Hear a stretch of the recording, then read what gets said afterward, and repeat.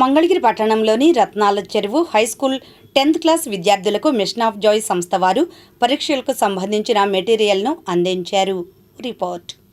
రత్నాల చెరువులో ఉన్న మున్సిపల్ హైస్కూల్లోని 10th క్లాస్ విద్యార్థులకు మంగళగిరి మిషన్ ఆఫ్ జాయ్ సంస్థ వారు పరీక్షల మెటీరియల్ను సంబంధించి ప్యాడ్స్, పెన్స్, పెన్సిల్స్, స్కేల్స్ తదితర పరికరాలను మంగళవారం అందజేశారు.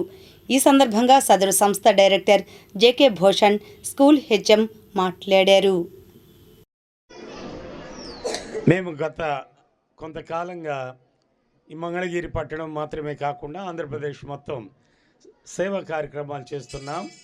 దాంట్లో భాగంగా గతంలో మీ స్కూల్లో కూడా ఏడుకొండల మాస్టర్ గారు ఉన్నప్పుడు అంబ్రెల్లాస్ డిస్ట్రిబ్యూట్ చేశాం కదండి. గుర్తున్న వాళ్ళు మీ చేతులు లేకపోతే చూపండి. వెరీ గుడ్, మంచిది.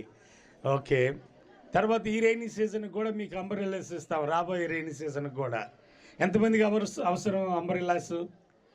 ఓకే, మంచిది. సరే, 1-2 విషయాలు నేను మీకు చెప్పాలనుకుంటున్నాను. మీరు బాగా కష్టపడి చదవండి. చదివి మంచి మార్కులతో పాస్ అవ్వాలని నేను కోరుకుంటున్నాను. ఒక చిన్న మాటను నేను మీ కొరకు జ్ఞాపకం చేస్తా. మన అబ్దుల్ కలాం అని మంచి రాజకీయ నాయకులు, సైంటిస్టు, మన దేశంలో గొప్ప వ్యక్తి. ఎంతమందికి తెలుసు అబ్దుల్ కలాం గారు?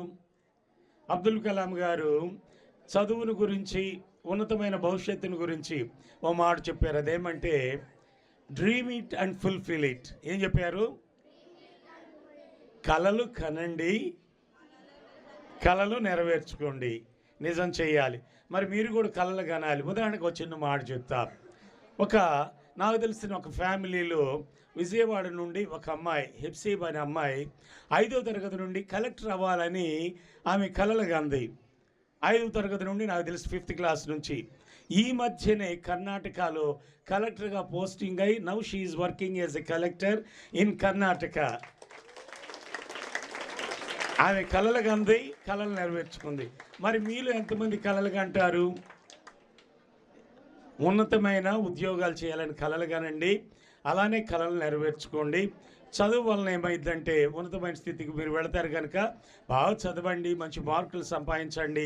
ఒక చిన్న విషయాన్ని నేను మీ కొరకు చెప్పి నా మాటలు క్లోజ్ చేస్తాను. దయాహృదయంతో పిల్లలకి మంచి జరగాలి, సమాజంలో నేటి బాలలే రేపటి పౌరులు.